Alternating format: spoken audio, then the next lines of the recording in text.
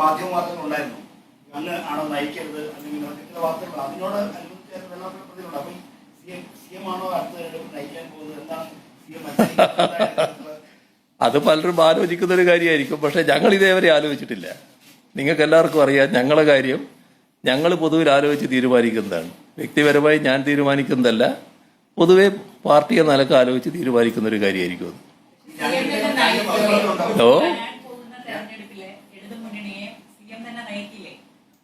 അല്ല, അത് ഞാൻ പറയേണ്ട കാര്യമല്ല. അത് ആ വ്യക്തത വരുത്തേണ്ടത് പിന്നീട് അതിന്റെ ഘട്ടത്തിൽ ഉചിതമായ സമയത്ത് വ്യക്തത പാർട്ടി വരുത്തിക്കോളും. അത് ഞാനാണോ അല്ലയോ എന്നുള്ള പ്രശ്നത്തിലേക്ക് നമ്മളിപ്പോൾ കടക്കേണ്ടതില്ല. ഞങ്ങളൊരു പൊതുരീതി ഞാൻ പറഞ്ഞു. പൊതുവെ ഞങ്ങൾ അത് പിന്നീട് ചർച്ച ചെയ്ത് തീരുമാനിക്കുകയാണ് ചെയ്യുക. അതാണ് അതിന്റെ പൊതുരീതി.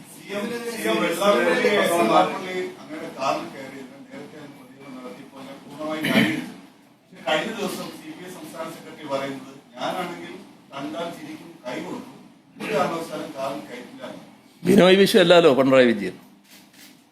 പിണറായി വിജയൻ സ്വീകരിച്ചത് പിണറായി വിജയന്റെ നിലപാടാണ്. ബിനോയ് വിശ്വത്തിന് അങ്ങനെ ഒരു നിലപാടുണ്ടാവും. അദ്ദേഹം കാറ് കയറ്റിലായിരിക്കും. ഞാൻ കാറ് കയറ്റിയത് ശരിയാണ്. അത് ശരിയാണെന്ന് തന്നെയാണ് ഞാൻ ഇപ്പോഴും കരുതുന്നത്. അതിലൊരു തെറ്റുണ്ടെന്ന് ഞാൻ നേരത്തെ പറഞ്ഞില്ലാലോ. ആ നിലപാട് തന്നെയാണ് എനിക്കിപ്പോഴും ഉള്ളത്. അതിന്റെ സാഹചര്യം ഞാൻ പറഞ്ഞിട്ടുണ്ട്.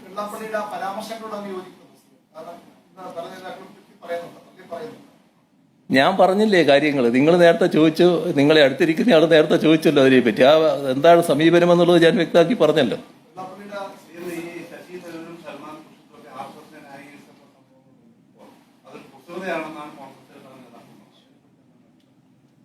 അതാണല്ലോ സമീപനം. ഇപ്പോൾ നമ്മൾ കാണേണ്ട ഒരു കാര്യം, കേരളത്തിൻ്റെ അന്തരീക്ഷം കുറച്ചുകൂടി ഗൗരവമായിട്ട് നമ്മൾ ഉൾക്കൊള്ളണം.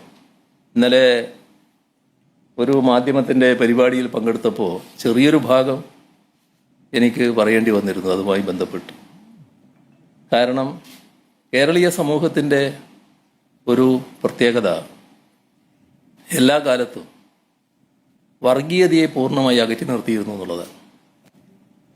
പക്ഷേ ഇവിടെ കോൺഗ്രസ് മതനിരപേക്ഷതയൊക്കെ പറയുമെങ്കിലും 4 വോട്ടിനു വേണ്ടി ഏത് വർഗീയതയുമായി കൂടിച്ചേരുന്നതിന് മടി കാണിച്ചിരുന്നില്ല. തൽക്കാലം വോട്ട് പോരട്ടെ എന്ന നിലപാടാണ് അവർ സ്വീകരിച്ചിരുന്നത്. അതിൻ്റെ ഭാഗമായാണ് ദശാബ്ദങ്ങൾക്ക് മുൻപ് ഇവിടെ കോലീബി സഖ്യമുണ്ടായത്. അത് അന്നത്തെ നിലയിൽ ആർക്കും പ്രതീക്ഷിക്കാൻ കഴിയുന്നൊരു കാര്യമല്ല. പക്ഷേ വടകര ലോക്സഭാ മണ്ഡലത്തിലും ബേപ്പൂർ അസംബ്ലി നിയോജക മണ്ഡലത്തിലും കോലീബി സഖ്യമുണ്ടാക്കി. അതിലൂടെ BJPക്ക് അഭിമതരായ ആളുകളെ നിയമസഭയിലേക്കും പാർലമെന്റിലേക്കും എത്തിക്കാനായിരുന്നു ഉദ്ദേശിച്ചത്. പക്ഷേ കേരളീയ സമൂഹം വലിയ ജാഗ്രത വർഗീയതയ്ക്കെതിരെ പുലർത്തുന്നൊരു കാലമായതുകൊണ്ട് തന്നെ ആ നീക്കം ഫലവത്തായില്ല.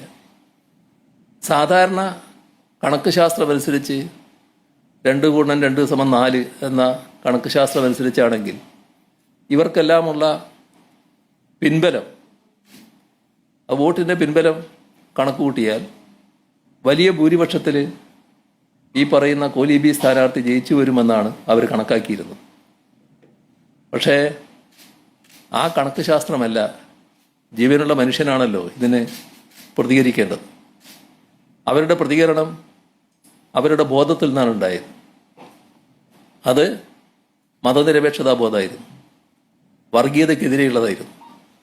അങ്ങനെയാണ് ആ 2 സ്ഥലത്തും ഈ പറയുന്ന സ്ഥാനാർത്ഥികൾ പരാജയപ്പെട്ടത്. അവിടെ അവരെ പരാജയപ്പെടുത്താൻ കഴിഞ്ഞു. പക്ഷേ നീക്കങ്ങൾ ഇവിടെ അവസാനിച്ചില്ല കേട്ടോ. പിന്നീടൊരു ഘട്ടത്തിൽ കേരളത്തിൽ UDF അധികാരത്തിലിരിക്കുമ്പോൾ RSSന്റെ ഒരു പ്രധാനി പരസ്യമായ ഒരു വിമർശനം ഉന്നയിക്കുകയുണ്ടായി. നിങ്ങൾ അധികാരത്തിലിരിക്കുന്നത് 40 സീറ്റുകളിൽ ഞങ്ങൾ കൂടി പിന്താങ്ങിയത് കൊണ്ടാണ് എന്ന കാര്യം ഓർമ്മ വേണം എന്നായിരുന്നു പറഞ്ഞത്.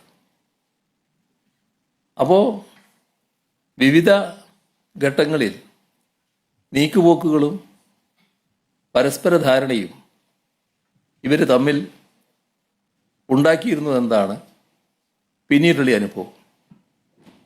അത് മാറി മാറി എവിടം വരെ എത്തി എന്നുള്ളത് നമുക്കെല്ലാവർക്കും അറിയാമല്ലോ. ഇവിടെ തിരുവനന്തപുരത്ത് നേമത്ത് നിന്ന് ഒരു BJP അംഗം അസംബ്ലിയിലേക്ക് ജയിച്ചു വരുന്ന നിലയുണ്ടായി.